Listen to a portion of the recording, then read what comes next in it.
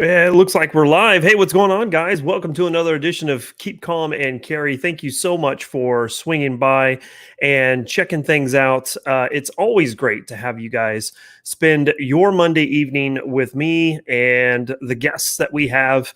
And this time we have a return guest. He was just on not too long ago, but in light of recent events, I thought it would be timely to have him on to kind of talk about what's going on up north. Up north there, yeah.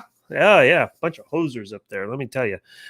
Anyway, as always, I want to say thank you very much for supporting the channel in all the different ways that you support the channel, regardless if that is watching the videos, comments, likes, shares, recommending to your friends, whatever the case may be. If you're a Patreon member, thank you so much. We've got some new members that have jumped on board. I really, really do appreciate that as well. I did see right out of the gate, we did have the Mad Vele. He jumped in there with $5 super chat saying, keep doing the cool things you do. Well, I will, as long as you keep doing the cool things that you do. So let's say hi to everybody in the chat room. Rabbi's jumping in there first. He's saying, hey, what's going on? Shocker Shooter's in there. Art, of course, thanks to see you. Of course, naturally, the Mad Vele is in there. Dr. Cat Milk, good to see you. Gizzard Gary, what's going on? Saying, what's up, people? GG love, GGG. It's good to see you. Always good to see you. Thank you so much. Got Wood Joe, he's in there too, and Heath Adams, good to see you. Got that email from you, appreciate that. N7 Ranger, what's going on? N7X Ranger, good to see you. Tyler Lindley, Lindley.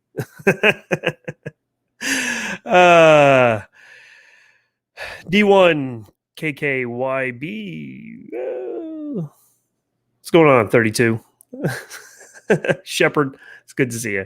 All right, what's going on, guys? Hey, so we've got things pretty much kind of rolling. I want to jump right into this because our guest, he's lost a lot of sleep, right? I did see that. Yes, Heath, I did see the Boog stuff. Yeah. And Guns and Gadgets, he talked about that in a video just the other day. I think late last week, I think he talked about it. So, yeah. The Chad, what's up, man? Chad, do you even lift, bro? All right, so let's jump into it. Tyler, he's been awake. He's been going full steam ahead for the last few days. What's going on, brother? How you doing? Hey, my man, how you doing? Good. Man, you sound good. I sound good. Brand new microphone, second time it's ever been used. Ooh, that's very nice. Very nice. Legendary Shure SM7B. Flexing on everybody. Just a little bit. Got some big plans for the Tundra Nation coming up where this thing will be utilized. The old Big Blackie. Yep. By the way, speaking of Big Blackies, it's pronounced Dickie B, not D1KYBE. Yeah, no, I'm going with D1KKYBE. That's what I want to do. She's my boy, Dickie B. We're crushing the water tonight because I don't know about you, but I crushed a little bit too much whiskey last night. Oh, so. Man, dude, I have been in just the literal hell of earth the last 3 days. So she's all brown and going down tonight. Oh yeah. So before we get into all of that, we do have a special announcement. A dear friend to the channel, he's getting sent off abroad. Right. Yeah. So I'll just turn it over to you and let you say. Yeah, man. So this is a special shout out to a very dear member of the Tundra Nation here, Eric. If you're listening, I very highly doubt it, but if you get the chance to listen to this, maybe a little bit later on down the road, and find this as a surprise, I want to give you a very personal and very grateful shout out to everything that you've done for the channel over the past 3 years. If you guys don't know who we are, where have you been? Especially if you listen to Mark and I we've been damn good friends for a couple of years now, and I pretty much assume at this point that our audiences are essentially mutual. Yeah, I would say so. But if you don't know, I am essentially the figurehead of Tundra Tactical. Some say I'm the heart. Eric is the soul. of Tundra Tactical, and unfortunately, well, not unfortunately, he's doing his service, he's doing his bit, so it's not unfortunate. It's a little unfortunate to me because I can't write, but I am losing my writer to a deployment for a undetermined period of time to an undetermined location. #OPSEC. At an undetermined period or at an undetermined start time, but it is relatively soon, to the point of where I should give him a proper send off. So Eric, I wish you the best, man, and stay safe, be cool, and just be the best damn logistics officer you can be. LT, get after it, homie. Hopefully he's not going to be stationed in Antarctica, because everywhere's north from there, and he'd be screwed trying to land nav. That is true. That is true. He is becoming stationed in an equally barren place that is quite toasty, and that is all the information that I can give. Right on, right on. Okay, so we talked about at the beginning of the show that you were awfully tired. You've been up. If you've lived underneath a rock over the last week, then you probably don't know that the Minneapolis is burning. Shit has kicked off. Yeah, the Twin Cities is burning down at this point. So what I wanted to do is I wanted to have you on to kind of give a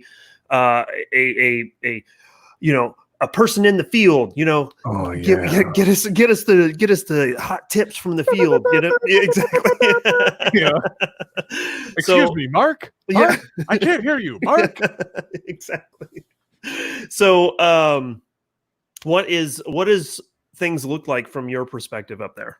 So here's the good news. As of last night, it seems to be, I'm not going to go so far as to say under control, but significantly less dangerous. As you said, between the periods of Friday and essentially Sunday, I pretty much didn't sleep. Right. I did a little bit, but it was mostly during the daytime. I'd go to bed at about 8:30, 9 o'clock in the morning, sleep till about 11, wake up, look at the news, figure out what was going on. If things looked good, I'd go back to sleep for another couple hours.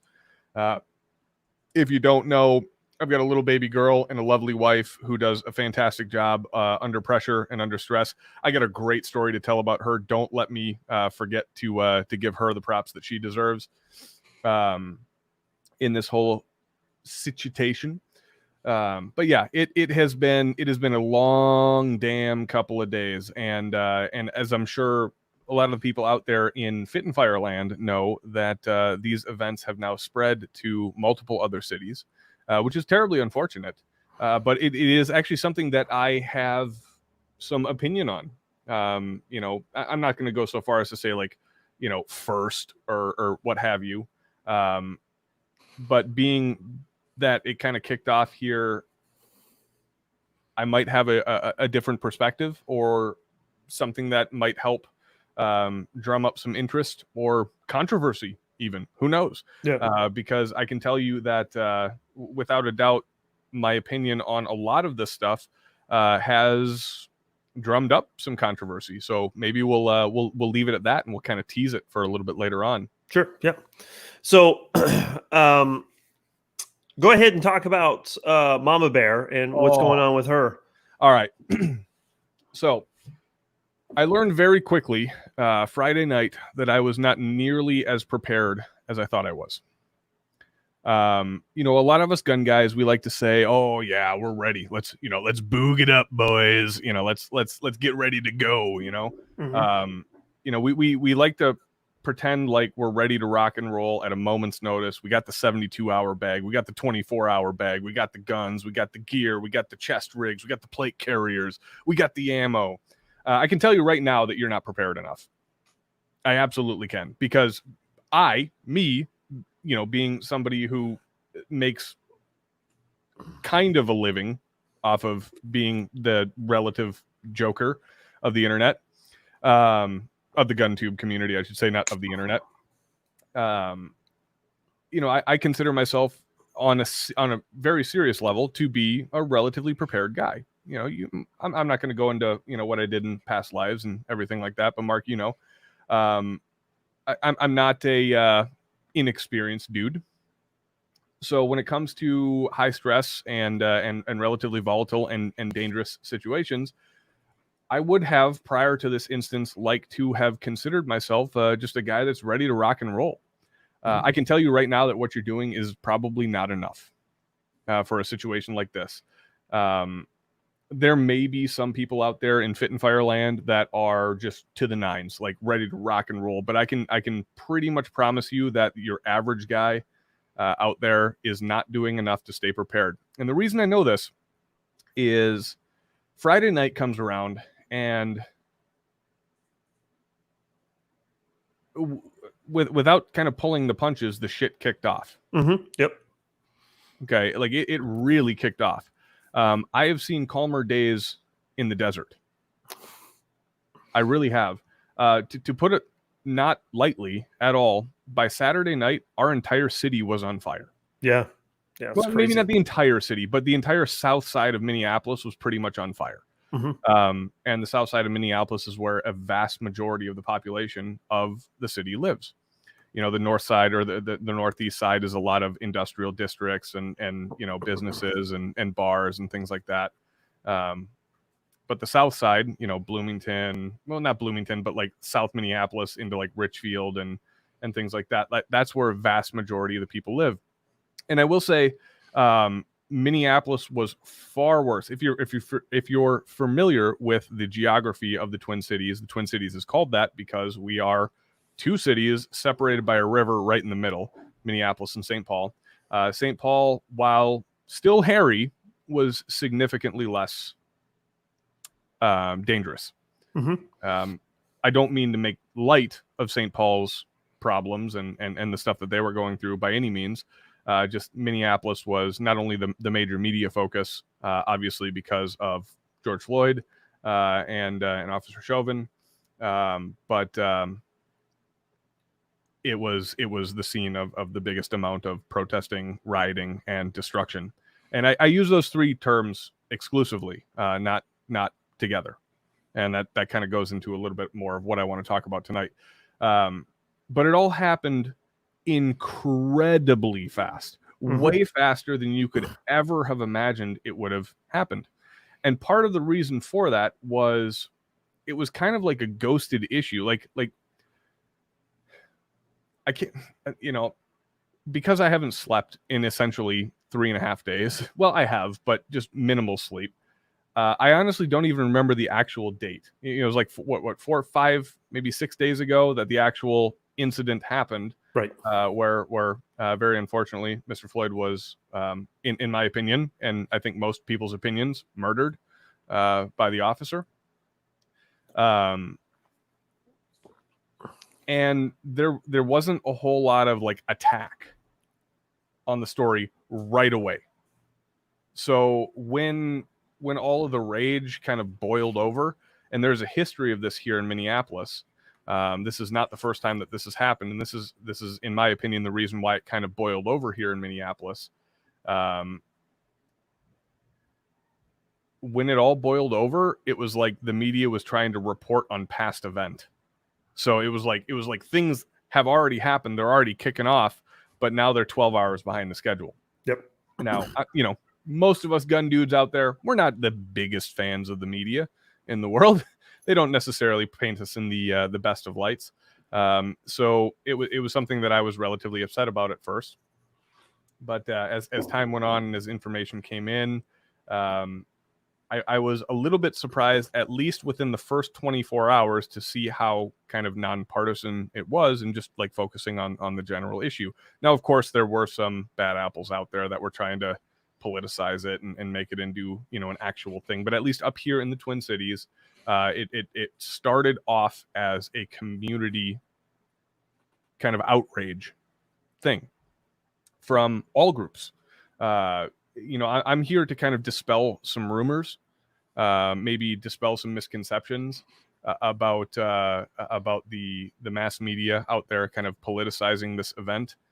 Up here, white people, black people, brown people, and it doesn't matter who you are. We're all angry at this situation, and we're all upset at this situation.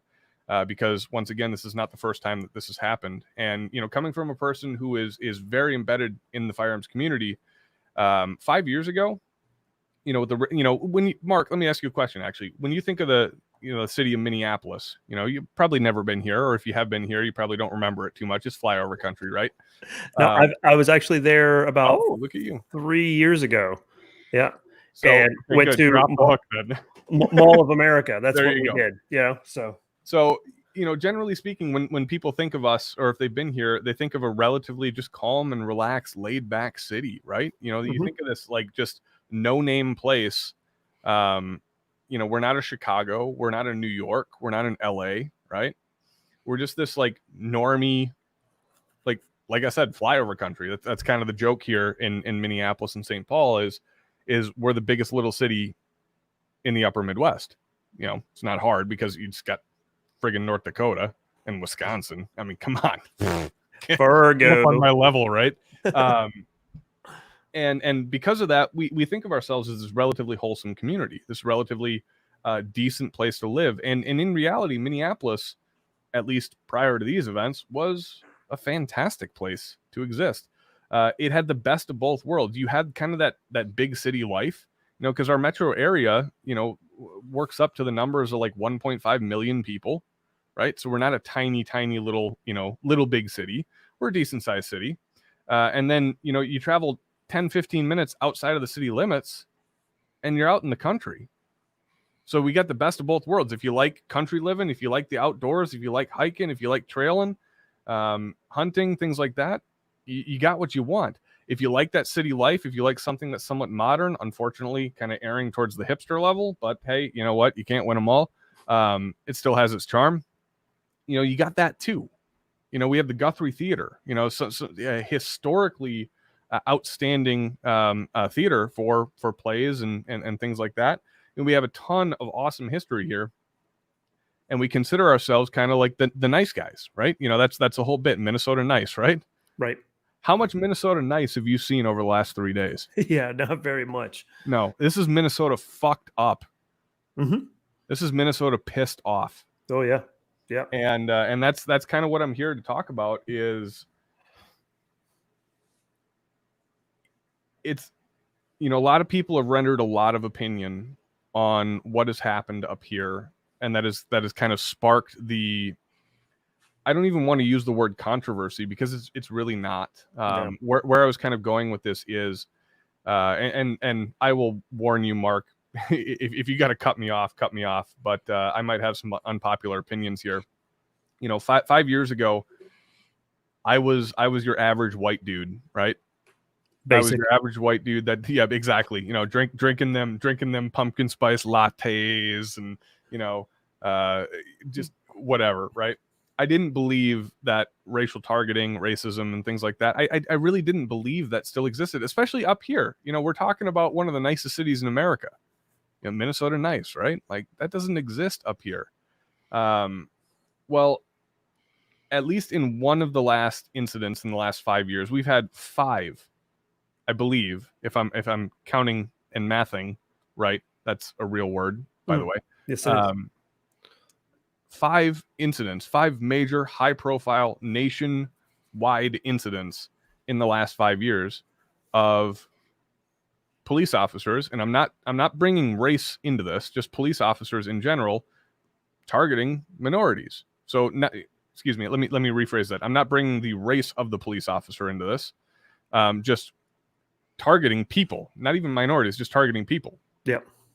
And I have a very, very close, I don't think I've ever admitted this anywhere else other than in private company, but I'm sure most people out there will remember the Philander Castillo incident from 2 years ago. Mm-hmm. The officer who shot him was a good friend of mine.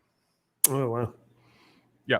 So I have in that particular case, I'm not saying in this particular case, but in that particular case, I had a very unique perspective on things, knowing the guy who did it. And I won't speak to that tonight, but it was that particular moment was a bit more of an eye-opening experience. Personally, my feelings don't matter in the least.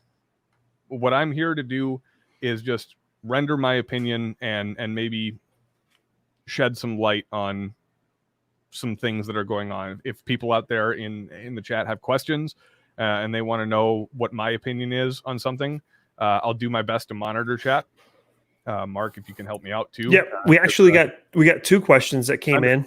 We'll scroll back here just a little bit. Eric Davis, he says that he works at a sporting goods store and he's not allowed to conceal carry. His question would be, would you still do it anyway with everything that's going on right now? Well, okay, so great question. Number one, Eric, and number two, I also work at a sporting goods store, even where I cannot conceal carry. I've had this discussion with my boss, who I will, not name, and we've flip-flopped on this topic many times, saying, especially in times like this, should you have a firearm on you, right?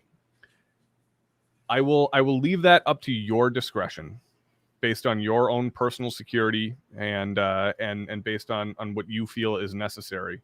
A job is replaceable. Your life is not. With that being said, especially in the times that we're in, I would advise you by saying it's not easily replaceable. Mm-hmm. So maybe what you should do is take a minute or two to really sit down and think about what you should do. Think about, is it worth losing your job over? Because chances are, if that information comes out, you're probably going to lose your job. I know that I have a understanding of those types of stores, and because of the corporate nature of those stores, chances are you would very much lose your job. So, who do you have depending on you for that paycheck? What kind of money are you pulling in? What's your position inside of the company? What's your influence? And, above all, do you feel safe? Mm-hmm. And, when you weigh all those things together, and take a little bit of time to really just sit down and consider everything, I think that you can make a good, accurate, and qualified decision. So that is my answer to that question. Next question. Art is wanting to know, what's the one thing that you would change in your preparation or mindset? Yeah. So this kind of goes back to Mama Mego here. So I had mentioned earlier that it, if you're your average dude out there, you're not doing enough.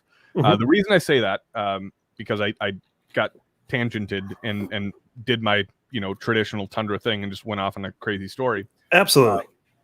Is, I got 2 other people in this family, in my direct family, and I got 4 other people that live in this house. Well, 4 total other people that live in this house.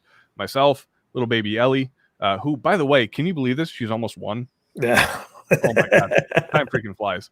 Mama Mego, Bryce, and Lita downstairs. Now, we're fortunate to have 2 relatively competent and trained shooters in the house. That's fantastic. I was super pumped about that. What I realized is that I really didn't update my bag at all for the baby. Life-changing events happen all the time. They're not necessarily as significant as having a baby girl or baby boy. Life-changing events could be as simple as moving from one place to another, or, just minor things. But they require a change. Excuse me. There's a Scotch belch for you. Yeah, there you go. I have a fancy new Stream Deck too. So one of the worst parts about the new microphone is not having a mute button on the microphone. So I have it on the Stream Deck now. Fantastic upgrade. Highly recommended. So just in terms of like life-changing events, whether it's a move, whether it's a job change, whether it's something significant in your life, chances are that affects in some way, shape, or form your ability to prepare for an instance or an incident, or a tragedy or catastrophe like this, however you want to describe it. And so what I will say as a general rule of thumb for somebody who thought they were prepared, and this is on me, like I'm admitting a fault here, which is something I rarely do because I am an egomaniac. I play an egomaniac on the internet, is allow yourself 1 hour of preparation time per person in your family. So it took us 3 hours to get ready to bail if it got really bad. Now, fortunately for us, to give some perspective here, we were not in imminent threat, immediate danger. We were about 15 miles away from this. I could see the fires on my way to work in the clouds, reflecting off the clouds in the morning. So we were close enough to really be keyed up and ready to rock and roll, but it's not like I was sitting downtown Minneapolis or downtown St. Paul like some of my friends were, who were in significantly greater danger than we were. And I'd actually like to take this time. Actually, no, let me continue on with the Mama Mego bit. All right. So this is where I got to give props to Mama Mego. And if she watches this, it'll be a miracle. But, Mama Mego, my wife, the mother of my daughter, that's why we call her Mama Mego. She's shot guns before, right? She likes shooting. She's not adverse to it. She's not opposed to it by any means. She actually enjoys it, but she's not what I would call a shooter. She's not what I would call somebody who's completely invested into the idea of bettering their skills at shooting. She'll do it when she wants to, but she's not a shooter. And nor is she really invested in the preparation side of things. However, she did go to school for outdoor recreation and things like that. She has, experience, being in less than desirable situations. So, the stuff starts kicking off, right? And I kind of go back into my mode, the light switch turns on. It goes from nice Tyler to, all right, let's go. The time has come to change personalities. Mark, you know what I'm talking about. Yep. And I started running her through drills. I said, all right, we need to do this. We need to do this. We need to do this, that, and the other. And one of the things that I did was kind of go over the egress plan. For those of you who don't know, egress means the escape plan, the way to get out. So, what's our egress plan? What's our egress plan? What's our backup plan? What's the backup to the backup plan? For me, it's always 3 plans. You always have 3 plans based on a situation. And so I'm going over with her with all of this stuff. That's all this information. I'm just throwing it. Boom, boom, boom, boom, boom. One thing after another. One thing after another. First, it's packing bags. Then it's 5. The definition of a 5-minute alert. Okay, can we get the baby, the dog, and all the gear packed in the car in 5 minutes? And then we're going over countersign stuff just in case we get separated. We're going over duress words. We're going over this thing and that thing and this thing and that thing. And then I'm training her how to, kind of retraining her on ARs and stuff like that, just in case I go down and she's got to use the gun to protect the baby. And I'll be damned if she didn't remember every goddamn thing. Every goddamn thing across multiple days with me just popping out. Like I'm sitting here playing video games, trying to keep my head level, right? And I'll just pop out and be like, Meg, duress word. And she'll give me the duress word. Hey, Meg, where's the safety on an AR-15? Boom. Done. Meg, what's the priority in terms of loading the car? Boom.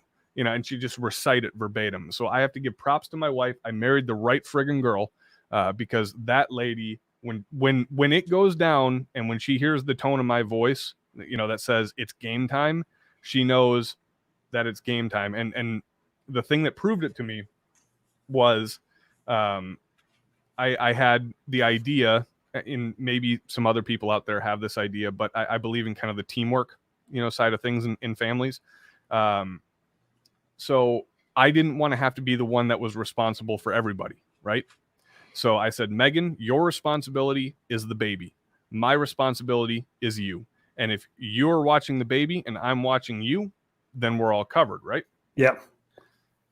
And from that point forward, it was golden. So the defining moment was, all right, this is the situation if we have to bug out. You're going to be the one that's driving. A lot of people wouldn't expect that. A lot of people would expect the person that has the most experience to be driving. But in my opinion, I need to be either hanging out the sunroof or strapped up in the passenger seat, ready to rock and roll for the protection of the vehicle itself.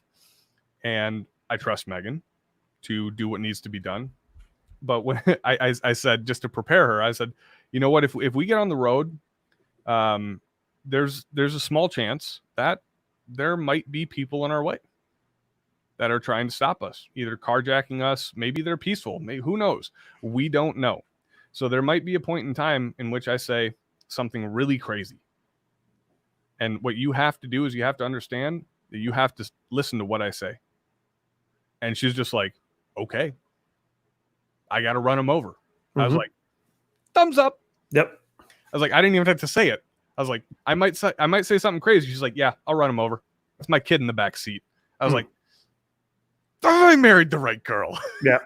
So that's my big high five to Mama Mego out there. Yeah. But yeah, like I said, just to summarize, if you think you're prepared right now, really go back through your techniques, your gear, inventories, things like that, and account for the changes in your life since you packed that bag originally. Because for me, I got lax, I got lazy, and something really, potentially really dangerous for my family snuck up on me. And that is my own damn fault. And it took me 3 hours to get prepared. And in that 3 hours, it was relatively scary. Yep. So. The Mad Valley, he's asking here, what would you say is your time? When do you know it's time to bath? Sure. So I hit a couple of different conditions. We'll call them the lines in the sand, if you will. And the main condition, we got lucky here in Minneapolis. I'll be honest with you guys. I haven't had the time or the physical effort to devote to figuring out what's happening elsewhere around the country, just because of how crazy it's been here. But it might be the same for you guys. It might not be. Fortunately for us, living about 15 miles away from this, close enough to be concerned, but not in imminent danger. My line in the sand was if there was a mass dispersion of the crowd. Fortunately, there was not. Partially because for the first 2 nights of the success of the riots, they were so successful in taking over the 3rd and 5th precinct. Well, taking over the 3rd precinct and surrounding the 5th precinct in Minneapolis, that all of the effort was focused there. So therefore, it was very concentrated. It was a very focused effort. And none of that hostility and volatility spanned out into the burbs. But once the National Guard finally got deployed, there started popping up rumors that were actually substantiated by some relatively important people saying that lethal force potentially could have been authorized. Fortunately, it never came to that. But if that had come to pass, the crowds would disperse. I know that if I'm a rioter, I like all the holes in me where they are now. Right. I don't want any extras. And so I probably would have left. And if I'm the average rioter that's just out there because I'm bored, I've been stuck inside for X number of weeks, and I'm just looking to wreak some havoc. Cool. But yeah, I'm not willing to get shot over that shit. So I'm probably going to get the hell out. But it also means that I'm not done yet. And so as soon as I saw the crowds, or, my main line in the sand was as soon as I saw the crowds disperse, that's when we were going to go to bug out plan A and start moving everything out. And bug out plan A wasn't really a bug out. It was more just of a consolidation of getting over to Megan's parents' house and monitoring the situation from there, so that we were kind of all combined down into one local area to get to bug out Bravo, to get to plan B, if you will, which, I won't go into, but yeah, that was my major line in the sand, was the dispersal of the crowds. What I learned in this situation, at least local to Minnesota, I can't speak for the rest of the nation. I can't speak for the rest of the country or the rest of the world in this, but the way that I saw it is it was like a drive in football. I'm not a football guy, but it was like a drive in football. You're not going to give up what's working. You're not going to disperse. You're not going to spread out. You're not going to sacrifice the strength that you have when something is working. So it sounds terrible to my friends in Minneapolis. It sounds terrible to my friends in St. Paul that lived through that stuff. But there was less fear and less worry.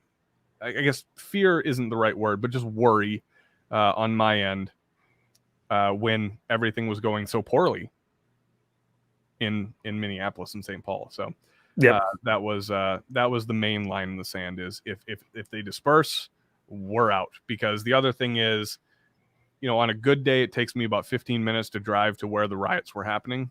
Mm-hmm. And because of how tight that city is controlled right now, it would take anybody that was willing to get out of the cities, if they get out even and get past the barricades and law enforcement and National Guard and things like that, it would take them at least 45 minutes to an hour to get to where we were. So I just figured that we had a head start based off of that. Bit of an assumption maybe, but trying to think logically and realistically based on the logistical and tactical deployment of law enforcement and National Guard around the city, it's not going to move as smoothly, was my assessment of the situation. So I figured that, if we see something on the news that's either a live feed or, a couple minutes old, that we got at least a half an hour to get everything in and get out. Yep. So Art, he put in a question here. Actually, everybody into the chat room poll question. Do you think most people do most people think of bugging out or safer to barricade in place? I know for me in my situation, I'm not staying where I'm at right now. I'm in an apartment right now, and these walls are paper thin. I don't want to be anywhere near this area with a high concentration of people. So I'm getting out. And the good thing about where I live is I live in a relatively small town. The protests that we had here in my town was about 4 people on our main road with signs that said Black Lives Matter. And I'm like, okay, great. Good on you guys. That's it for us, to be honest with you. The next biggest city is Wichita, and nothing's going on there.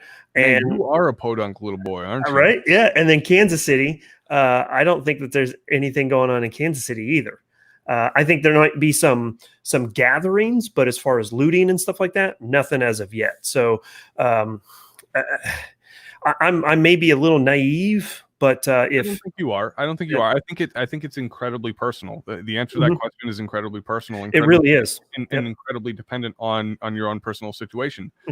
I would say the 100% opposite of what you just said. For us, because I have a very talented and very trained shooter living right below me. We got 2. Okay, I'm going to toot my own horn a little bit. I've been through the ringer. I know what I'm doing in stressful situations. And I got a guy below me that hasn't been through those situations, but that I trust with my life. He's Cool Hand Luke anyway. Yeah. I don't think I've ever seen him get flustered. Not at all. Never. We have been through an admittedly false but equally stressful situation where he handled himself like an absolute pro, and that showed me everything I needed to know about the guy. So for me personally, the option that I have is, do I bug out and potentially expose myself to dangers that maybe I wouldn't have, where I have 2 talented and security conscious and defensive minded people, versus just myself in a vehicle where I have to take care of the security of 2 other people. So for us, we decided that, like I said, that line in the sand, it was a little bit more liberal than a lot of the other people out there. Quite a few of my friends decided to head over the border to Wisconsin on Saturday night. Wise choice, based on where they lived. Yep. I myself did not, because I felt like having that guy downstairs, having Bryce downstairs, having myself up here, that was infinitely more secure than being on the road by myself in a stressed out position with a stressed out family, in a bunch of variable conditions. One of the cooler things that happened to me this past weekend, cooler things. I don't want this to turn into like, ooh, the Tyler is awesome show or anything like that. Even though that's what Tundra is all about, pretty much. In this case, I don't mean it to sound like this, but my neighbors actually asked me to hold a security meeting for them. Get together, brief them up. I had 45 people on the ground feeding me intel. It was fan-friggin-tastic. That's awesome. I realized just how good my friends are. this weekend, because I had people, I expressed a concern to a very close friend of the channel, an original founding member of the Tundra Nation, and he reached out to his friends, who, we also hold some mutual friends that I didn't even know at the time, who are some pretty hardcore pipe hitting operator dudes. And within about 10 minutes, they set up a QRF for me, saying, if you need us because we know you got the baby, we're getting you out. Like, that's how cool. Like, That's awesome. That's one of the things that I learned about my network and the group of friends that I have tonight, is just how far they're willing to go. And these guys weren't joking around. Like, I trusted them. They would have been there. I know they would have been there. Yeah. And it's just, that's a fantastic feeling to have. When you don't even know these people, or like one or two of them, and they say, okay, this guy, so 2 thumbs up, we're coming to get you. If this guy says you're cool and you got a little baby girl and we know you're less mobile, we're making sure you get out. If you get into a tough spot, you give us a call. So thanks, Volk. Appreciate it, buddy. Yeah. So in like my situation, if I needed to get out and I could move pretty quickly, I would head to the east side of town, kind of out into the country a little bit, because I know there's a spot out there. Or good friend to the channel lives north of town, and I could get out there and be far away from everything. So make sure that if you guys have a plan. Exactly. Have a plan. And have 2 backups. Exactly. Have your plan B and plan C, because I can tell you, just here in the last couple of weeks, in unrelated things, I've been diving into plan Ds in some cases. So the reason why, if I can interject for a second, the reason why the plan Bs and Cs and possibly Ds and E's and F's are important. One of the things that I did not expect to happen up here is they shut down the major interstates. Really? Yep. So our primary route was cut off. We could not use it. It was completely barricaded. Well, not completely barricaded, but it was enforced. We could not, egress that way. So I'm very happy that I had 2 other backup plans in separate directions. So, one was egress north, egress east, egress west. I did not have anything for the south because I don't know anybody down south of the Twin Cities, outside of Eric, and Eric is deploying. So he had his own family to take care of. I'm very happy that I had those extra plans, because even with the interstate closures, I had still a way to get out of town. I still had a place to go that I knew that I would be secure. A good friend of the channel, once again, Todd Fossey, offered a place at his house. He had 3-4 guys hanging out defending his farm and his property, so I knew I'd feel secure there, especially with the lady and the baby. So it boils down to, for me, I have the luxury that maybe some people don't have, and that's the luxury of a network and knowing people. Maybe you do out there, and that's fantastic. If you do, utilize it. Yes, absolutely. Yep. Get in touch with, intel is the most valuable commodity you can get in a situation like this. Understanding what's happening, good intel, I should say. Conjecture and hearsay and secondhand knowledge, that's all BS. In a situation like this, people are making up stories left and right here in Minneapolis just to get attention. So pick the people that you trust to grab the intel from. And I'm just very fortunate to have a bit of a name here in the Twin Cities, in the community. Not a big name, but a bit of a name, enough to where I know the right people, and I decided to leverage that, and those people came through for me, and I'm supremely grateful, because, like I said, even though, God forbid nothing comes out of this, and nothing has come out of it so far, like, I know that those people stepped up, and I know who I can rely on and who I can't rely on in the future. Yeah, and I would say, for some of you out there, in creating this network, start with your neighborhood, with your neighbors, Start talking with your neighbors to get them to understand what their capabilities are, what your capabilities are. If something happens where you guys need to hunker down, is there a way that you guys can start bartering, trading stuff to keep things going and stuff like that? So let's see. The Mad Valley, he's in there. He's jumping in again saying, for you, would you recommend having multiple IFACs or MFACs in a bug out kit? And where do you keep it, on your person or in your bag or car? Can I take this one? Yeah. So for us, and remind me that there's something that I want to get back to on the previous statement here that you were talking about with the network and things like that. For this, I would recommend mobility, maximum mobility, maximum speed, maximum egress. For a situation like this, in a worst case scenario, well, maybe not a worst case scenario, but at least worst case scenario for our region and for the geographic area that we live in here, up here in Minnesota, if you guys didn't know, I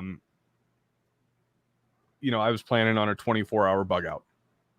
24-hour bag put together for everybody in the family, baby, mom, me. I've got a 2-year-old Polish MRE sitting in my freaking bug out bag, right? I've got enough water to get us through, 24 hours, and that will get us to wherever we need to go inside of the state that's away from this. We're not talking me loading up the vest and going down to downtown Minneapolis. I'm a dad now. I don't get to do that anymore. Unless it's like absolute immediate like defense of my family.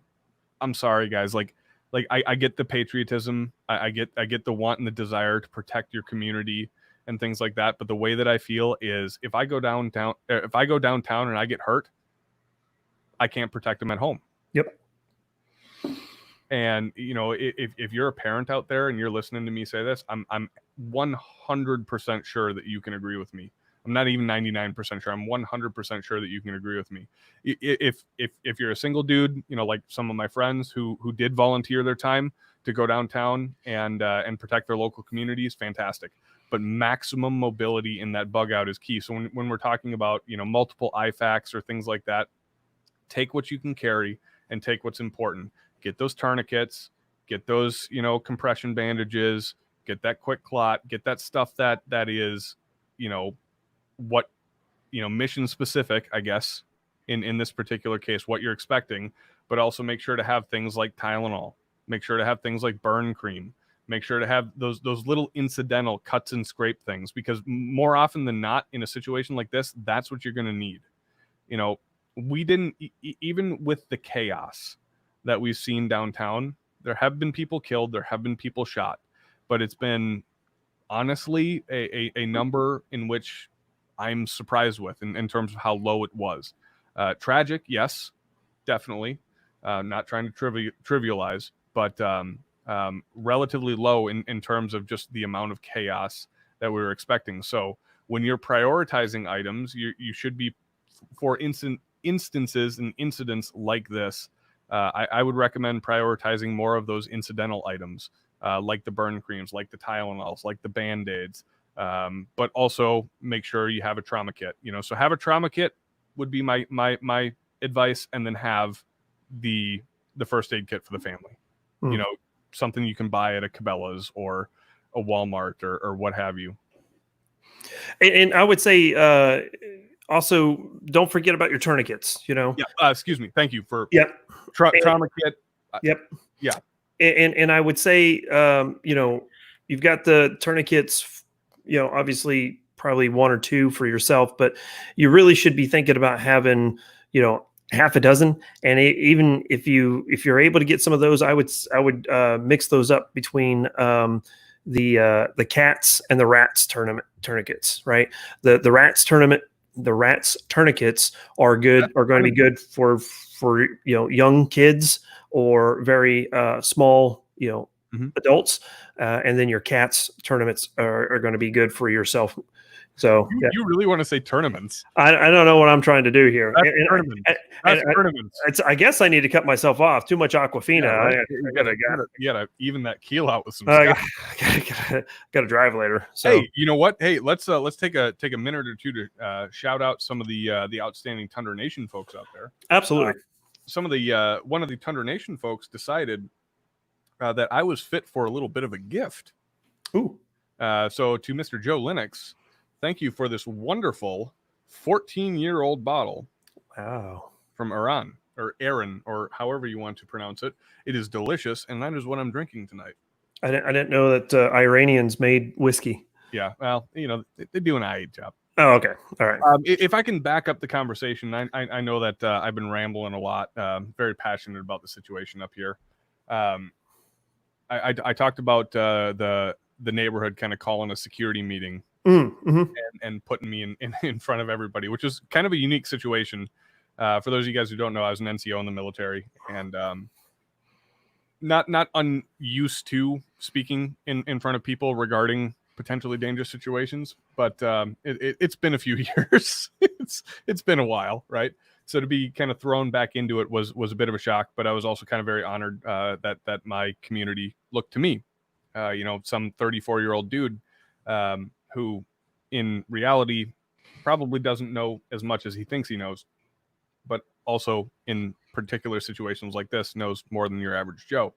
And so the three, I gave them three things that I'll pass on to you guys, and fit, feel free to critique this as you see fit or acknowledge this as you see fit. But, they were very fearful. That was one of the biggest problems here in Minneapolis was either incomplete information being passed on, bad information being passed on, or very accurate information being passed on. And all three of those types of information contributed to the fear of the local community. And fear is a killer. It's an absolute killer up, in situations like this. So I wanted to simplify everything for them, because I understand that these guys, most of these guys probably never been in a combat zone. They've never been shot at. They've maybe very rarely, in rare occasion, have feared for their lives. So I wanted to simplify it for them. And the three things that I gave them, how I said it was, there are three things that contribute to a person finding themselves in a situation where they find it difficult to get out of. And that's how I worded it, because I didn't want to say like where they're going to die or a life-threatening situation. I didn't want to contribute to the fear. So I just said there are three things that contribute to a person finding themselves in a situation where they can't get out of. And this is where I'd like you to critique what I had to say, Mark, and add to it to maybe in the future, if this ever happens again, God forbid, maybe I can make it better. But the number one thing that I told people is understand that there's a difference between the mentality of this can't happen to me and this won't happen to me. Most people in America believe that bad things cannot happen to them. I think you would all agree with me. Outside of our particular group, which is a very small percentage of America, there's a lot of gun owners out there, but there's not a lot of gun owners out there. If you understand what I'm saying, you get what I'm saying? There's people that think like us, and then there's people that just own guns to, because granddad passed on and left him, a couple of hunting rifles. So the first thing I advised him was, don't believe for a second that this can't happen to you, because what you're doing is you're thinking with a rational mind, and you're applying it to an irrational mob. When people get together, the mob mentality takes over. In this type of situation, and the mob mentality is not a rational thing.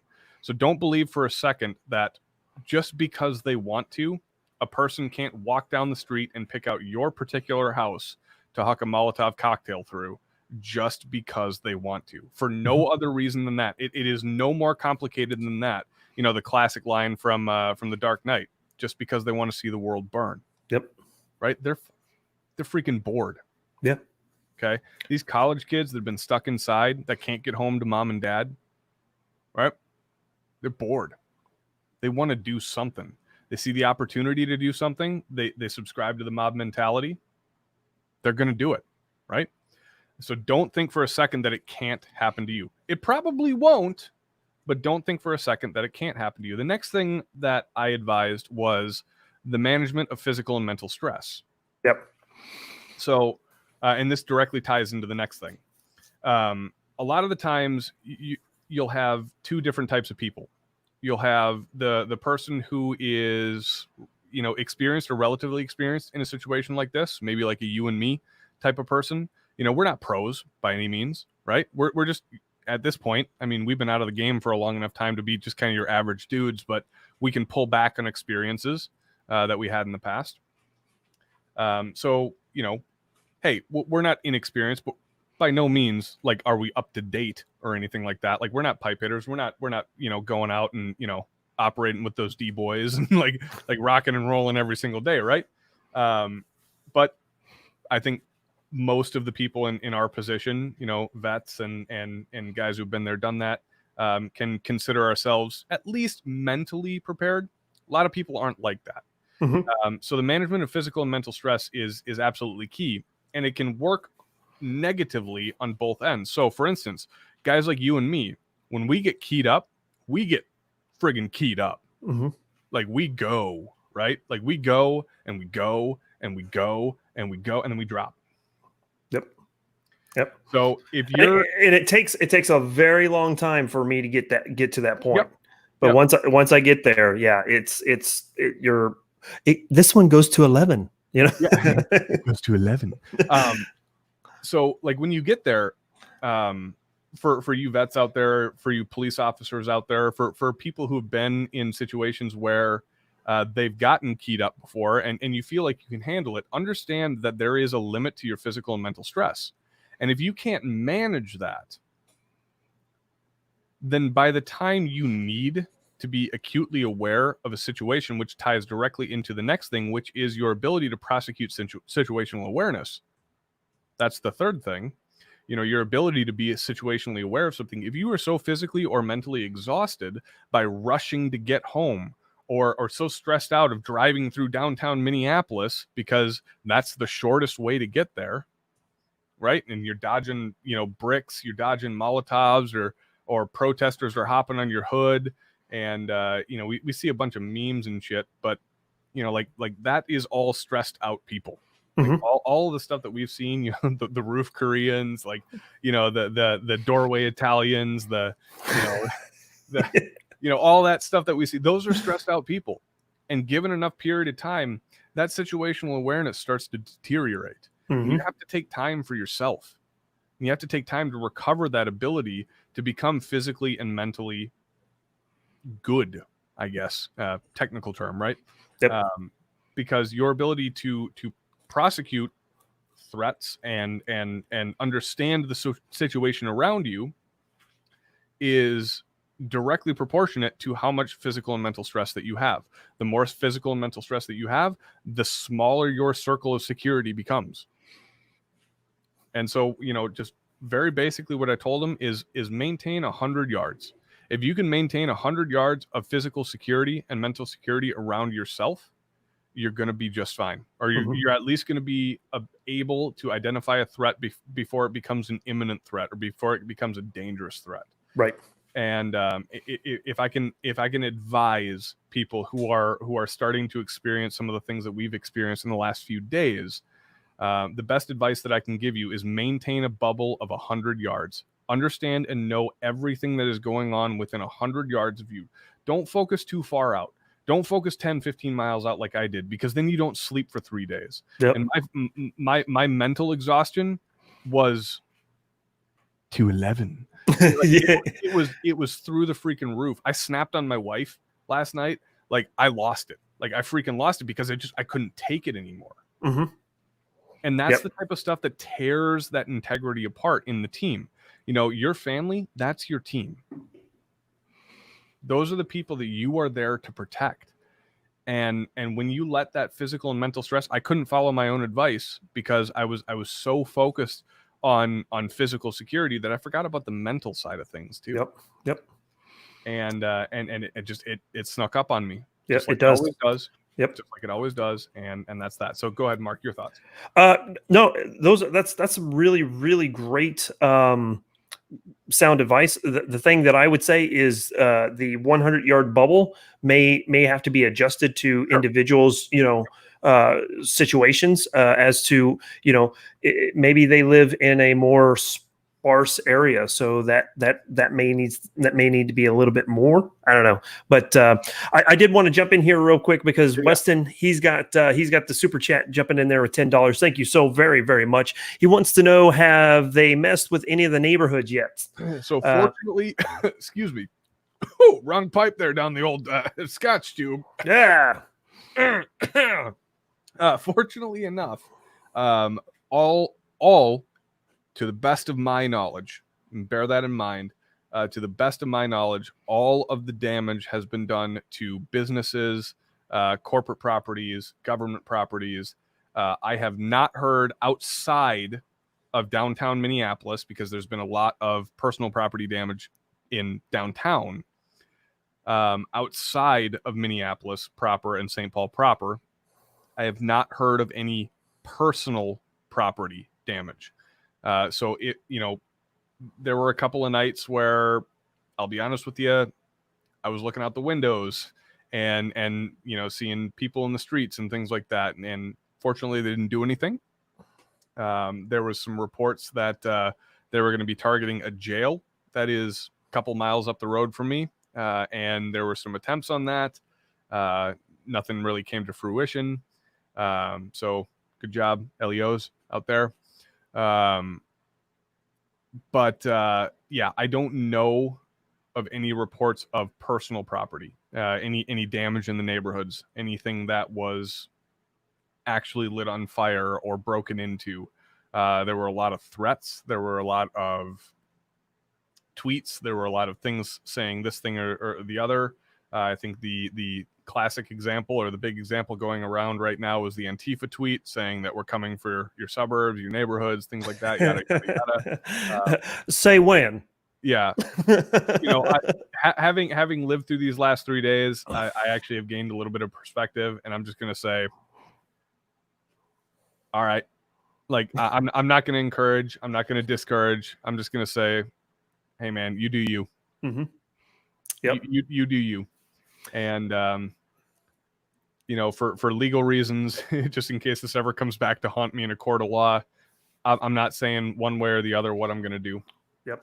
But at the end of the day, I'm making sure my family's safe. And that's my prime goal. Yep. And that's what I encourage you guys to do. And I know that if you guys have families, or if you're looking out for people that are important to you, I can pretty much assume that if you're watching this dude right here, Mr. Fit and Fire, that you're probably a good person, because he's one of the best dudes that I know. And he's one of the most security conscious guys that I know, even though he was an LT. And he gets lost often. Wouldn't want him on the bug out team navigating. I'll tell you that much right now. I'm just kidding, LT. Yeah. Well, it's very interesting you bring that up, because I've been doing the house shopping here in the last couple of weeks. Yeah, that's right. And the real estate agent stopped one day and's like, "What is your deal about deadbolts on doors?" And I was like, "What do you mean?" She's like, "Well, the last 3 houses you pointed out that there's not a deadbolt on a door." And I was like, yeah, because it's an exterior door. Every exterior door should have at least a deadbolt on it. And if it doesn't, I'm going to have it either, if I'm going to put an offer in on that house, they're going to change that door before I move in. Or get Scott in the chat. He's trying to suck up right now. Oh, yeah. That's something on your nose there, bud. I know. It's good to see you drop it like it's Scott. I do want to say that backing up here to Shepard, he's asking, wasn't there a recent video of a store owner firing a few shots at people invading his shop? There's actually been a lot of those. There's a pawn shop guy a pawn shop owner that shot an individual and that individual ended up dying, and that happened. I think that happened either tonight or last night. It was, yeah. Oh yeah. Downtown. I'll be very honest with you. I have stopped watching the news. Oh yeah, sure. For what I was talking about earlier, my mental health. and mental stress. I have a live feed on my other monitor here, hashtag big flex. If you guys are unfamiliar with the Discord, S2 Underground, they're a great source of information. It's a lot of hearsay. So a lot of the stuff coming in is a lot of conjecture, but they do have kind of an official source where they're monitoring scanners and things like that and reporting on that information. And that's how I've been getting my information, as opposed to things like mainstream media or Twitter, where it's very difficult to verify things. So check it out, S2 Underground on Discord. They have specific channels for all of the cities that are under either riot or protest right now. It's a significant amount of them. But yeah, no, I did not hear that. So continue on. Yeah, so there's that one. Then there was a jewelry store owner that he shot a couple times, but didn't shoot anyone. Just trying to protect the store. I will say, you're talking about the source is monitoring scanners and stuff like that. One of these right here. Yep. Things. Yeah, these are like $30-$40. Yep. Just not this particular one, because I've got a whole bunch of. I hate myself for not having one of them right now. Yeah. So now, what I will tell you is that in order for you to operate one of these, you have to have a ham radio license. However, you don't have. Yes, to listen, you don't have to have that. And it's really easy. You can get on Google. You can look up the frequencies for your local police department dispatch, and you can listen in on exactly what's going on. So I've been doing that just a little bit to understand how it works, and then to kind of check in on what's going on around here, Yeah. So I really do hate myself for not having one of those. It's not something that I ever considered really that I would need, outside of the military and outside of, the desert, I guess. Yeah, exactly.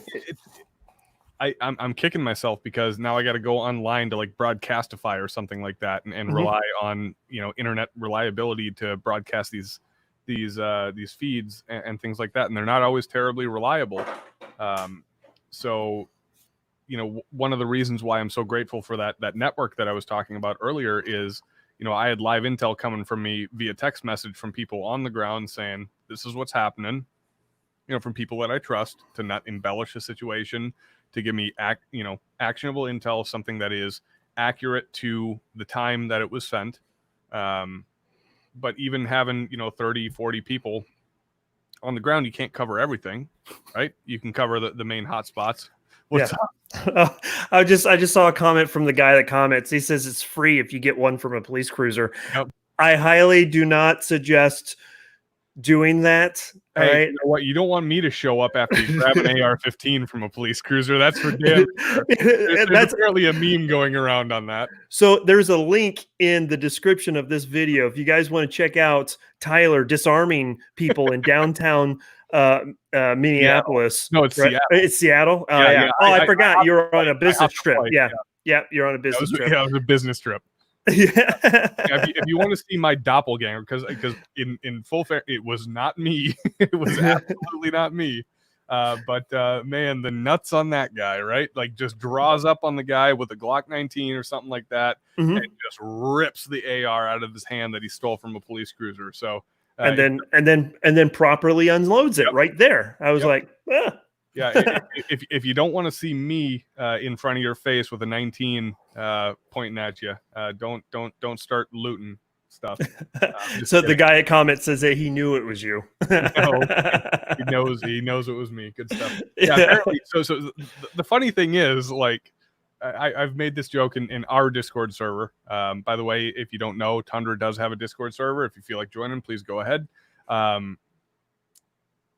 A little known fact about me that I rarely share, little Fit and Fire exclusive, is I am adopted. Oh, so I could very well have a doppelganger brother out there, like this guy. It's probably him. It's probably him. We're just going to say it's him. It's a bald guy with the beard. We all look alike, right? It's your twin. All right. Well, yeah, actually, the Mad Valley says it right. Is like I wouldn't have used a 19. I would have used the Tokarev. Tokarev. Well, I did see that there's a whole bunch of Bulgarian Makarevs for sale. Yeah. Oh, yeah. There's a ton of them came into AIM Surplus or Classic or one of those Atlantic. I think maybe it's Atlantic. I can't remember. I'll have to go find it. But I'm sitting there. I'm like, I wonder if I. I was like, no. I can't spend money right now. I just bought a new truck. So I just bought a new gun too. So I got a Swiss K11, not 31, excuse me, K11. And whoo boy, I'll tell you this right now, not to divert the subject too much, but if you do not own a Swiss military surplus firearm, you are doing it wrong. Yeah, you are doing it wrong. So Johnny, everybody knows Johnny B.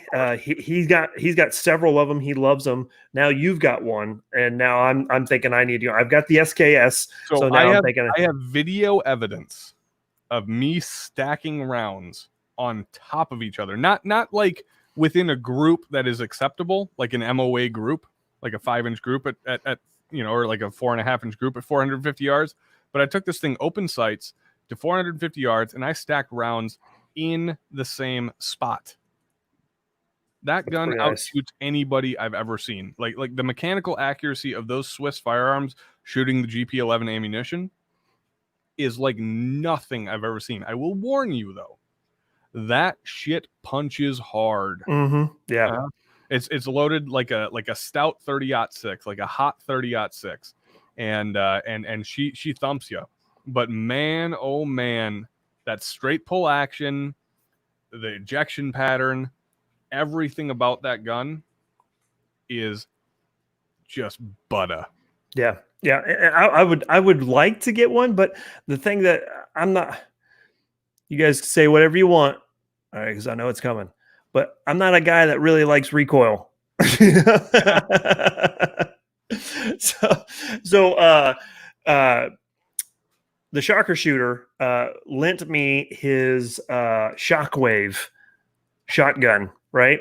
And he put an SB Tactical brace on it. Oh man! And I let loose with like 3 slugs with that, and I was like, nope, I'm done. Let's get an F in chat, boys. Let's pay some respects. Oh yeah, there we go. Come on, stand by one.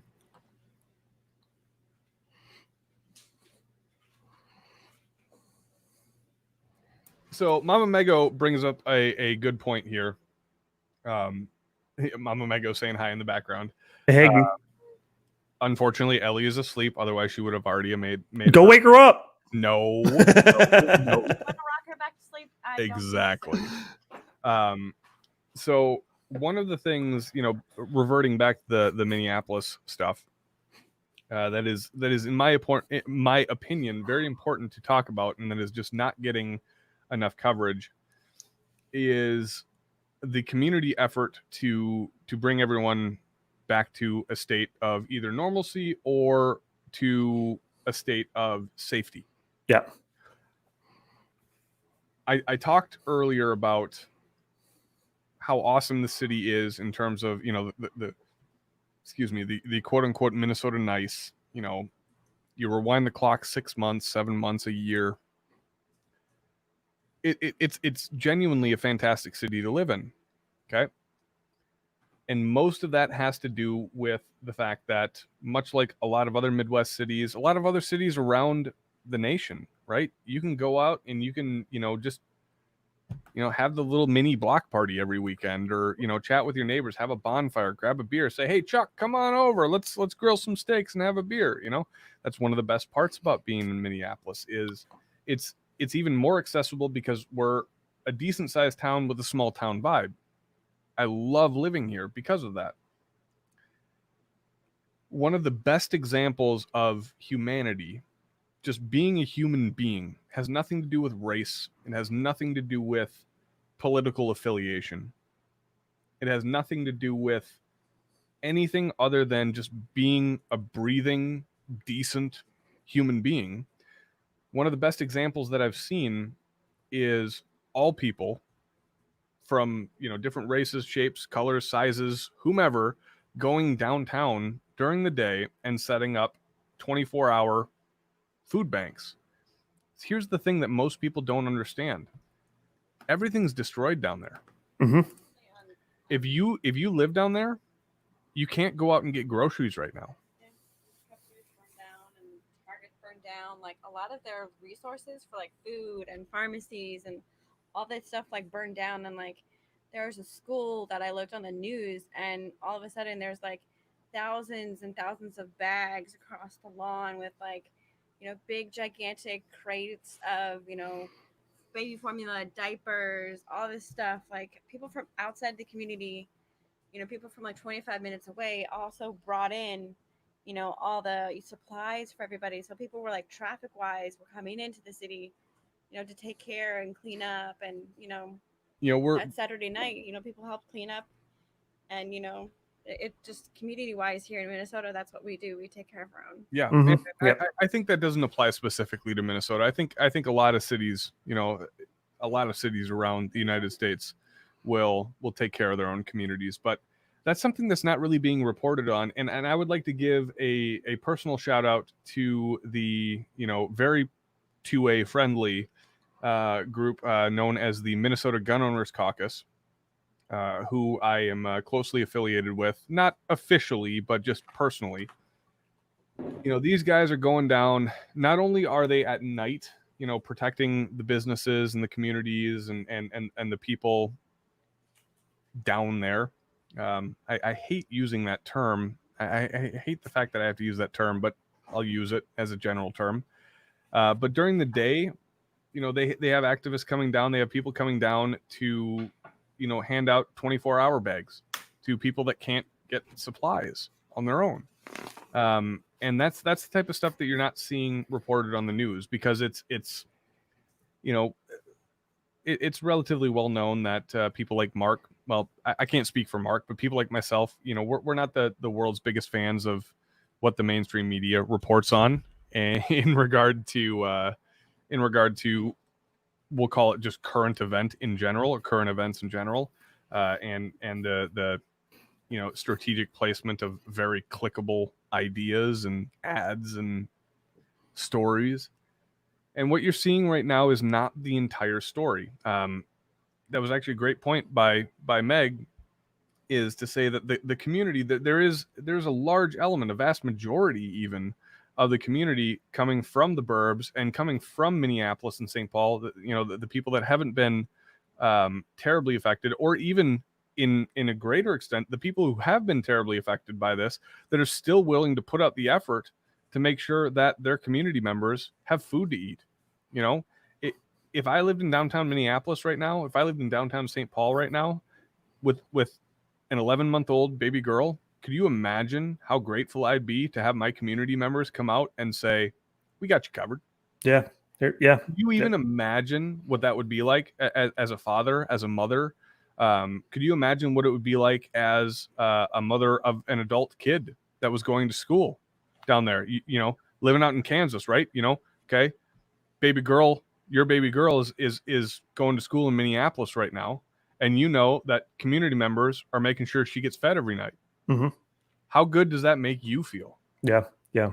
You know, it's crazy. It's definitely a crazy time, and it's good to see that that people are, in fact, pulling together to help and people. It is. I think realistically, and I'm sure everyone in the chat room would agree, that right now the media is just feeding the fear and feeding off of everything that's going on, because it gets clicks, it gets ratings, it pays their bills. Basically, if they were to start highlighting all of the stuff that you just talked about, no one's going to want to see that, because Exactly. we're all fixated on violence for some reason. You don't want to see the feel good story. You want to see the stuff that's, you know, going to get out there.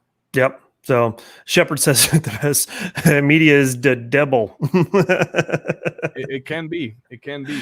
Yeah.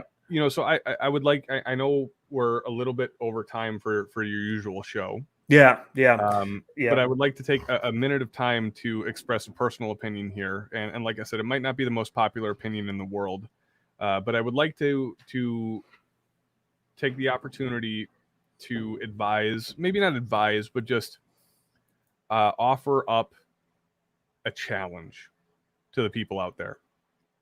One of the more frustrating things that I've had to deal with in the last few days is the inundation of, can you even believe that people are doing this? Can you believe this is happening? Can you believe this is happening? You know, how are they destroying their community and this, that, and the other?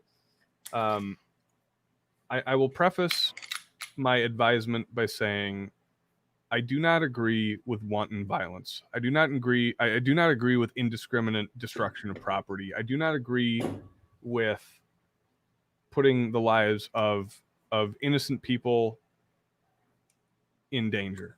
Not in the least bit. And I will put my life on the line to help defend as best I can my community and my family. 100% my family. To a somewhat lesser extent, my community. But, you know, I'm sure that's fair. What I can say is if you took a minute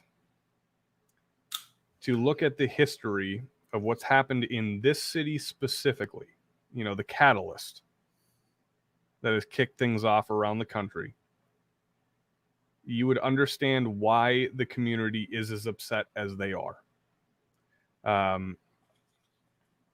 I do not support wanton violence. I do not support indiscriminate destruction of property. What I do support is the freedom of expression for people to say that they are pissed off at a situation that over the course of the past 10 years has been relatively exclusively ignored in the favor of law enforcement protection in relation to situations like this. You know, one of the major reasons why this got as bad as it did is how long it took for charges to be leveled against Officer Chauvin. Yeah, and they flip-flopped on it too, didn't they? Yep. The simple fact that for me, as a white guy, like, it doesn't matter if you're a white guy, you're a black guy, you're Asian dude, you're a Mexican dude, gal, what have you. Okay. If it was any one of us that did that, we would have been in jail. We would have been in jail. If you argue that in the least bit, you are lying to yourself. Yeah. Okay. The simple fact that those charges were delayed as long as they were. Now, I understand due process. I understand investigations. But what I'm telling you is if it was any one of us, we would have been in jail significantly faster than that officer was. And that is wrong. Yep. And that is one of the reasons, if not one of the major reasons, at least why maybe not a vast majority, but a lot of the reason why people were very upset. Now, like I said earlier, Minneapolis has had a history that has proven to me that an issue still exists in our country relating to law enforcement as an entity, not as an individual, but as an entity of targeting minorities. I have flip-flopped on that ideal or on that thought. I do believe that it is an issue, and I do believe it is something to be addressed. So what I would ask you guys to do before you render opinions on Facebook, before you render opinions on Twitter,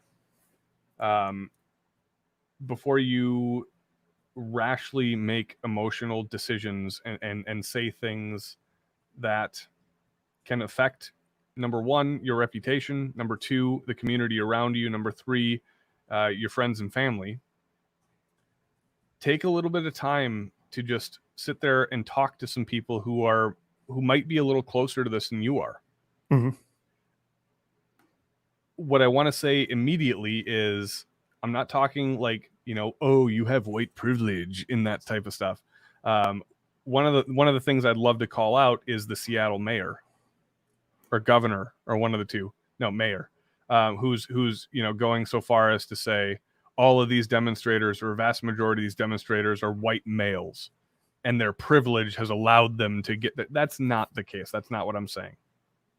What I am saying is take a minute to consult your community before you render an opinion, because you can learn a lot about a social situation by just talking to your friends and actually listening to what they have to say.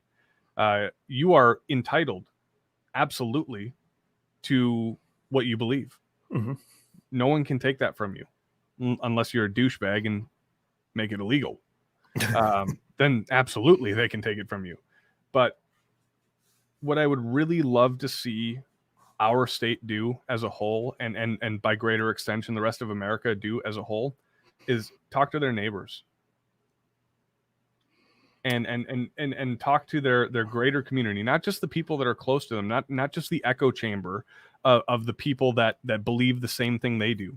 Go outside of your comfort zone. Yep. The communal aspect of community.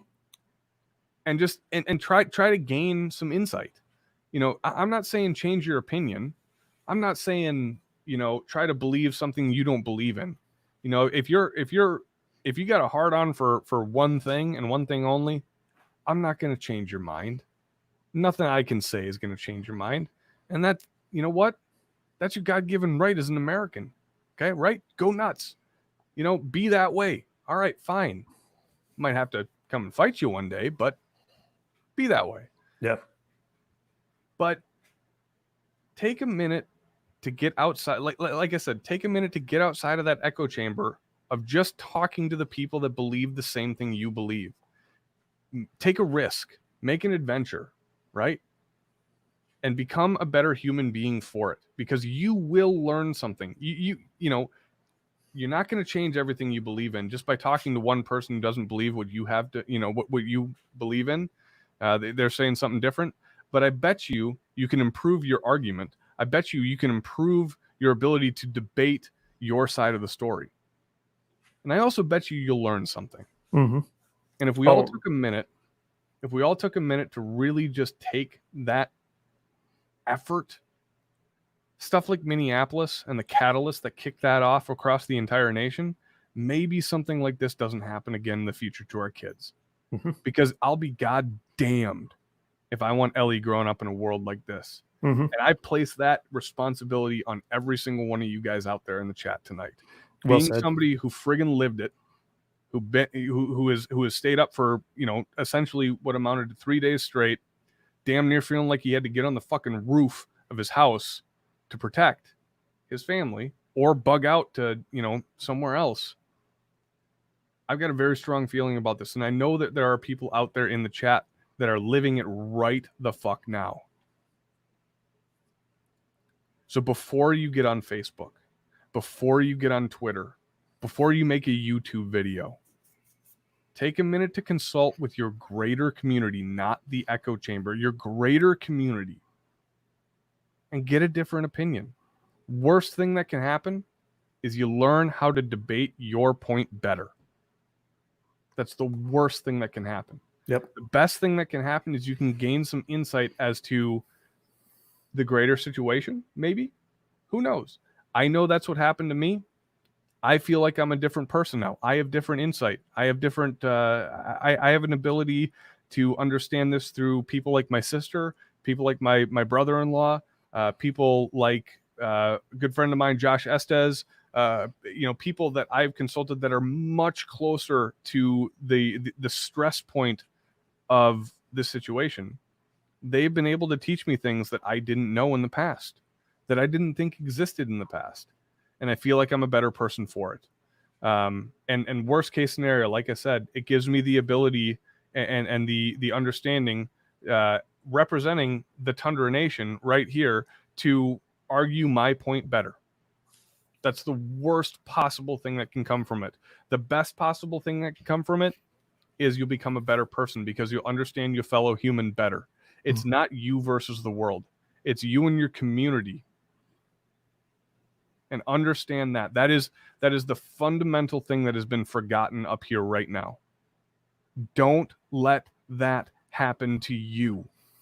Take your time, take your effort, be sincere. and get to know your community, get to know the people in it, not just, the guy that lives next door to you. Go 5 houses down, go 10 houses down, get to know them too. Understand their perspective. Maybe they think the same way you do.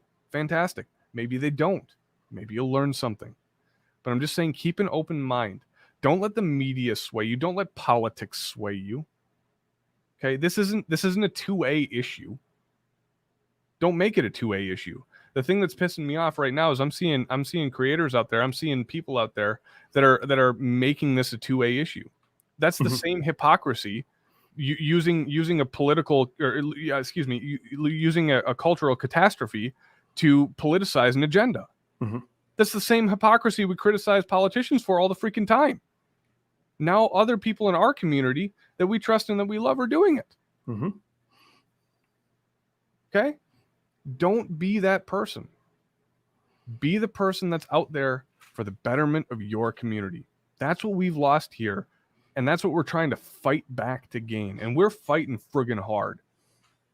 The community that I live in, the community that I'm part of, and the greater Minneapolis area has shown a lot of heart and a lot of love to what this is. And if you can't tell, I'm pretty fucking passionate about it. I've got family members that are less than miles away from this. That I've got standing orders to say, if you get in trouble, I'm coming to get you. Okay? This is no joke for me. So when I say this, understand that this is not, the roast my rifle Tyler. This is not what your, gun caliber says about you, Tyler. This is the real fucking me. And I say, do your part to make it a better place. Don't complain. Don't say, oh, this politician, this representative failed us. No, don't fail your community. Because ultimately it is up to you to make the world and your community a better place. If you don't do it, that's on you. And unfortunately, the situation that is happening in Minneapolis, that's on me. That's on us. Yeah, very well said. That's the pure definition of grassroots right there, is, having that interaction. Like I said earlier, the communal aspect. Yeah, the communal aspect of community, right? So I do want to lighten things up a little bit. Robin Patty jumping in here with the $9.99 super chat saying, I really thought that you were pretty cool until you were Tundra Tactical let it slip that you're an LT. I got to reevaluate. Yeah, completely. Thanks, Robin. She's my favorite troll. You were an enlisted boy first, though. I did say that. You were the best kind of LT. You were the best kind of LT. Yeah. Anyway, you had the perspective. Yeah, but realistically, everything that you just said is something that should be echoed 10 times over, 100 times over. Get rid of the politics, man. Yeah. Focus on the community. Yep. Get rid of the race stuff. Focus on the community. Yep. How can we heal from here? How do we move forward from here? Burning things down, is that going to move us forward? I get it. I get people are upset. I get people are mad. I get it. But what did the target do? True. What did the the small business owners who in some cases are minority, Can I make a point that I think is relevant? Yeah. And once again, I will say that I'm not condoning in any way the wanton violence, the indiscriminate destruction of property. But something that I used to say a lot is that if somebody punches me in the face enough times, I'm going to punch back. That's what's happening right now in Minneapolis specifically. I can't speak to the rest of the nation, but I think that just as a general community, boiling it all down to us as one people, eliminating the race thing. Actually, no, not even eliminating the race thing. Black people have had it tough. They really have. That's what I've learned. A lot of people that I know and respect and love are telling me this. People's opinions that I really, really get an actual perspective on. They're telling me this. 5 years ago, I didn't believe it. And unfortunately, it took me 5 years to understand it. That this is an issue, and this community in this particular situation has been punched in the face so many times. They're starting to punch back. Now, unfortunately, a lot of bad actors out there have taken up the flag of violence to sully the reputation and the importance of the quote unquote punching back in the form of peaceful protesting, in the form of statement, in the form of outcry, right? So once again, I'm not condoning in any way, shape, or form the destruction, the violence, the burning of like I said, indiscriminate things, right? But what I am saying is understand the best way to solve a problem is to understand the opposing viewpoint, not just to force your viewpoint onto somebody else. If you can do that, and that's my ultimate challenge, if you can do that, the worst thing that happens is you strengthen your own argument by learning something. The best thing that happens is you become somebody who can really, really understand what's going on and better define your life. I'm not saying change your opinion. I'm not, if you believe one thing, like I said, I'm not going to be the guy to change you. Mark's not going to be the guy to change you. But what I'm saying is give the opposing viewpoint a shot. Don't just shut it down immediately, because that's one of the biggest problems. If we reverse this back to like 2A stuff, how many times have you sat at a dinner table, chat, people out there, and had that high tension talk about gun control or this event that happened or that event that happened, right? And how many times have you felt on the defensive? Okay, if everybody followed that example and was able to understand your perspective, how good would you feel about that? Just in relation to 2A stuff, how good would you feel if somebody that you thought or that had a history of being anti-2A took a minute to ask you why? Tell me why. Like, I'm not going to argue with you. I just want to know. Like, maybe I can learn something. Tell me why you're 2A, right? How good would you feel? How motivated would you feel to not defend, but to express your position respectfully and accurately? I've found that within the last admittedly short period of time, about 5 days, that when I do that, I get infinitely more information that allows me to better define my opinion to the point where I don't make myself look like an ass on the internet like I do every Thursday. Because that's what I do. Like, that's my job. I make myself look like an idiot. Do your part, guys. That's all I'm saying. Don't be an asshole. Understand that people are hurting.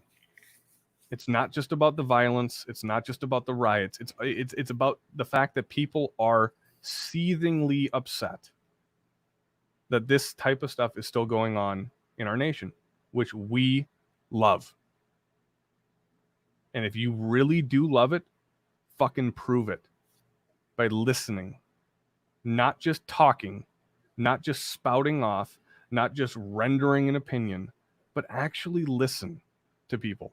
You don't have to believe them. You don't have to you don't have to like them. Just listen. Worst thing you're going to do is learn something. Mm-hmm. And that makes you a better person. That's all I'm saying. Yep. That's all I got. Each and every time. All right. Well, thanks, man. That is pretty awesome. I did see some people jumping in there saying that they like this, Tyler. Yeah, so every now and again. There's a real version of me. Yeah. So, but we're going to go wrap things up. We've been going for quite a bit tonight. Not as long as last time, but I was going to say, I do have this tendency to drag things out a little bit. Yeah, that's all right. This is good. This is good because everything you were talking about. I gotta give you a little bit of credit, Mark. I've been sitting on this for the last 3-4 days. I've had a lot of frustration building up inside of me, and I just want to say thanks for giving me kind of an opportunity to vent a little bit of that frustration. Yeah, absolutely. And that's why I wanted just to kind of just let the reins go and let you just talk, because, you know, realistically, where I live, I'm secluded. I don't have to deal with any of this stuff. And you're right there.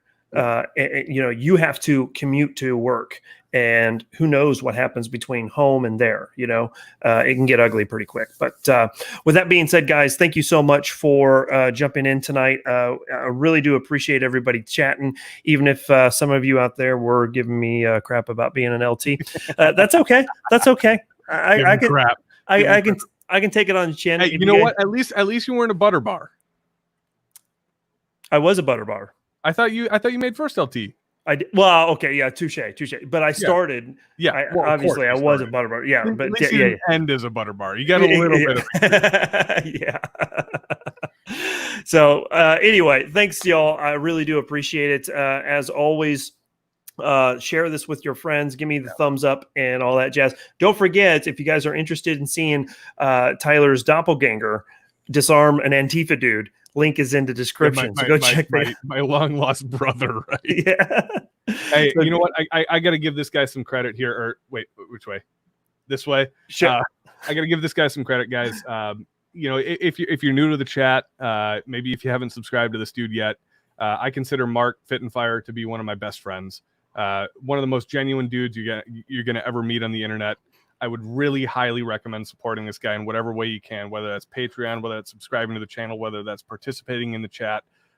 This dude is the shit. He is outstanding. He's been there for me through some of my toughest times. I've been there for him through some of his toughest times. And I consider him to be just one of the best dudes on the face of the planet. So help him out, grow the channel, grow the Fit and Fire Nation, and let's get this thing on, man. Come on. Yeah, man, you get me all for the klimt. Yeah, you earned it. Yeah, thanks. Vanessa Kitty jumping in there way late, but hey, good. Thanks for jumping in anyway. You want to see a different side of me, Vanessa? Watch the rest of the episode. Yeah. So, all right. So, with that being said, let's get out of here. Have a great night. We will see you next week. I think next week I'm going to be getting. I was supposed to have him on last week, but holidays. I just didn't want to deal with it. So, Reno May. From California. You're gonna have so much fun with him. Oh yeah. We always have a good time. So hopefully I can get him on next week.